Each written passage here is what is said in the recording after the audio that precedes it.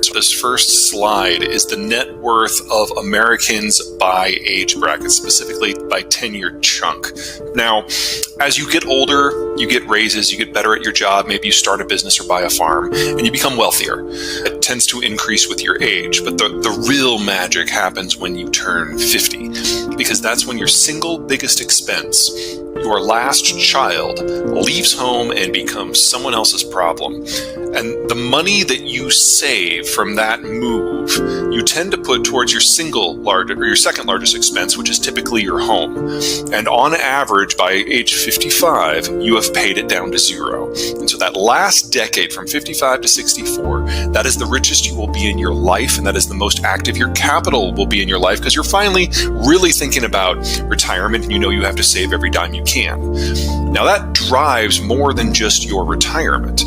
That 10-year period, that decade of wealth accumulation, is 70% of global private capital. That is the velocity of money. That is literally where the money is, and that's what drives everything. Now, when you turn 65, you tend to retire. And that means you have to liquidate most of your holdings, because if you're holding a stock-heavy portfolio and there's a currency crisis or a market crash, you lose everything and you no longer have the income to rebuild your position. So in the case of the United States, you go primarily from stocks and bonds into T-bills and cash. Government debt tends to figure predominantly. They tend to be very liquid and very non-volatile investments. Normally this hasn't really mattered, but things are changing now because we've had this big shift in the post-World War II environment. It used to be if you had iron ore and coal and food and oil, you could industrialize and make something of yourself. But that doesn't hold anymore. The world has changed. We've globalized. And when in a global system, you don't have to have all four of those. You only need one, because you can trade for the other three. So the Americans created a different sort of investment environment accidentally, and that's changed how we live. Because now not only do you have the opportunity to expand economically, but when you move off the farm and into the city, take industrial jobs, your personal life changes. When you're on the farm, you have a bottomless supply of kids because you need the labor. But when you live in town, kids are just expenses, so you have fewer of them.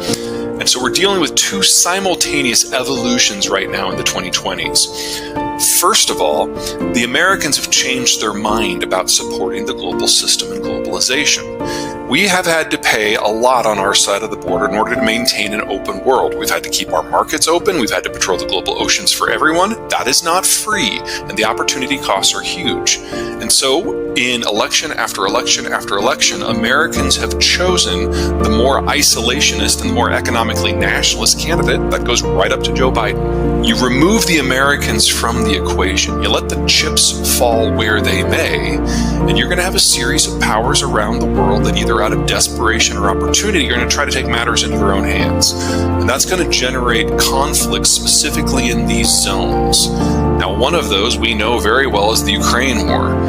But never forget that the Ukraine war is an outcome, a symptom of deglobalization. It is not the cause.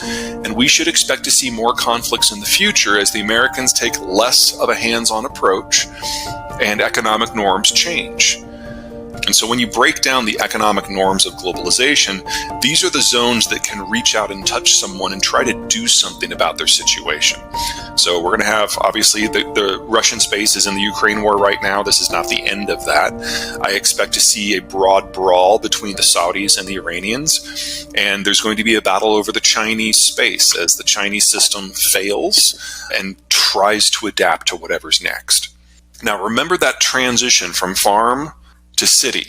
This is new, historically speaking. It used to be that we have a demographic structure that looks a lot like Nigeria today. And so it doesn't matter if people who are 65 retire, because there's more people below them. And the proportion of old versus young has stayed more or less static since the dawn of recorded history. But with the Americans changing the world with globalization, we went a different direction. We moved into the cities. We had fewer kids. And 75 years on, this is the American demographic now. suddenly it matters if everyone who's 65 retires, because now it's not a small sliver, it's the largest generation in American history. And on average, the American baby boomers retired in the fourth quarter of calendar year 2022. So we've always known in the United States that between January of 2021 and December of 2023, the cost of capital in the United States was going to go up by a factor of 5, simply because of demographics. Everything that the Federal Reserve does is on top of that. Anything that we do to fight inflation is on top of that. And we're only about halfway through that process right now. Now, within this one picture, there's any number of stories to tell. So in the case of the United States, we're obviously losing the boomers to retirement. That is the largest generation we've ever had, the largest workforce we've ever had. And we're replacing them with the Zoomers, which are the smallest generation we've ever had. In calendar year 2022, that was a shortage of 400,000 workers.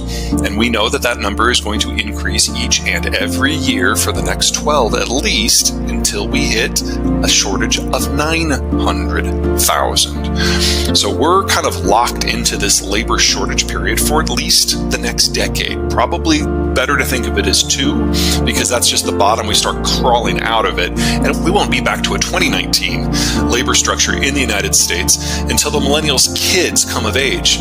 That's the mid-2040s. So all we have to do in the United States is wait 20 years. Now, there's lessons from this for everything, especially when it comes to real estate. The boomers are downsizing.